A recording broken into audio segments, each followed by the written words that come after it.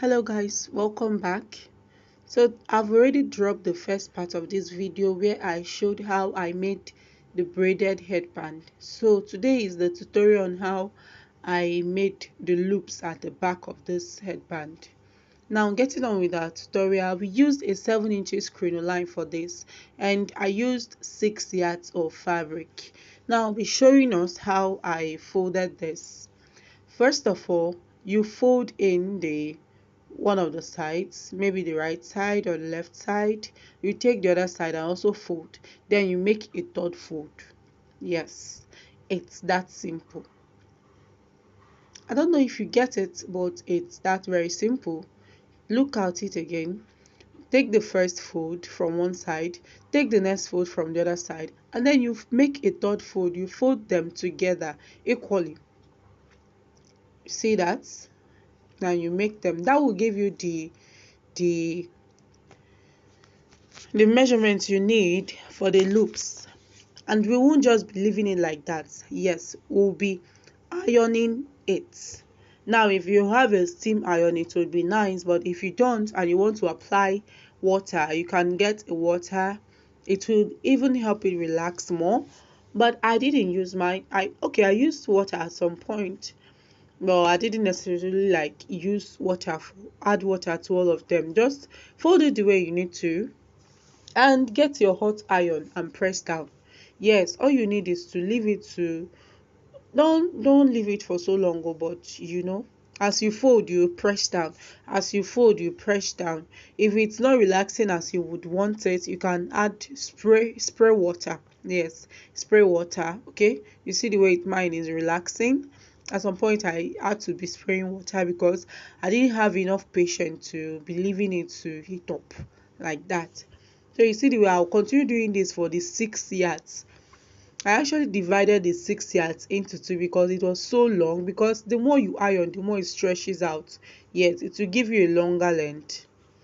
So I divided it into two, and this is it. After ironing, like while I was ironing, I had to divide it into two, finish the first part, iron the second part, and that's what I have. And that is what we'll actually be using for the loops. Now for these loops, you need to watch carefully because talking may not do justice to this, but just focus more, especially if you are not used to making loops and you want to learn it. Now the loops I made, I had cutting them into two. Cutting it into two will actually help you even make a more finer loops and fuller loops. Because if you use just one piece, you may not get that full loops. I don't know if you understand. So just see the way I placed it. It's not hard making loops. Loops are just play around with your crinoline or whatever you are using for the loops, and loops are usually very beautiful. Yes, very beautiful. If you would want to watch how I made the braided headband, don't forget to go back to my old videos, like I don't know, weeks ago, and you'll see the braided headband tutorial. I dropped the video there. I didn't want the video to be too lengthy, so I shared it into two, and I'm sorry it took so long to actually drop it. Don't forget to like this video, share, subscribe, and leave a comment for me. You can see the way I'm just taking my loops, I'm taking my folds. You can call it whatever you wish to. Anyway, just see the way I'm making my designs as I please. So as you please, also do yours. Yes, keep forming your loops, keep forming your loops. You can see I'm taking a fourth fold, and it's important to actually know how high you want your loops to be, because there are some that after making you would have to still be like, oh, this is too high, this is too short. So it's good that if you get where you want it to attach it to, you can check if it's too high or too short, and then you would also be guided on how to make what you want to make, so that you don't end up being like, oh, I should have done this, I should have done that. So as you make your loops, you confirm, you look at it, you confirm. You see, just the importance of making loops is that while you are making it, be looking at the parts that are not well filled up, the areas that are looking scanty. That's the need for actually cutting it into two or pieces if you want safe. So now I'm done with the first part. Yes, you can see what it's looking like. Now I'll get the second part. I've seen the parts that are looking scanty, So now I'll go ahead and I'll start with those parts because I don't want any part to be looking scanty.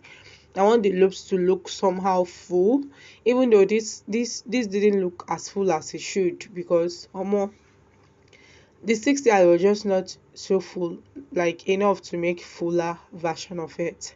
So but it really looked lovely and nice. I was really happy after making the loops.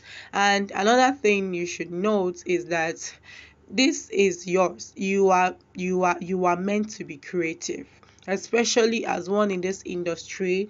You are meant to be creative. This will stand you out no matter what. Okay, so just be creative with what you have. If you have 3 yards, use it. Be creative with it. Make your loops, make it look nice and good. If you have 10 yards, make use of it. Use it and make what you want. And so guys, don't forget to like this video. Like I said, share it. There are people who want to learn. There are people who are like, please teach me, teach me, teach me. So share it with somebody or to your groups where somebody could need it and all of those things. And don't forget to like this video. Subscribe to my YouTube channel at Golden Grace Millinery and follow my Facebook page at Golden Grace Millinery. Yes, we are golden, we are graced, and we are milliners. So just follow, like this video, and leave a comment for me. Okay, so thank you and keep watching and keep learning. I told you that talking will not do so much for us here. You can see the way now at this point I'm forming circles, ending it. I love ending my loops with circles. I love ending. I've always loved ending. I have other videos so on my YouTube channel where I made loops. You can watch those ones too. I always love forming circles. You see circles at the end, like when it's getting to the end, I'll just start forming circles. So if you don't get this well enough, you wash. Okay, I'm sure you'll understand it because it's well detailed.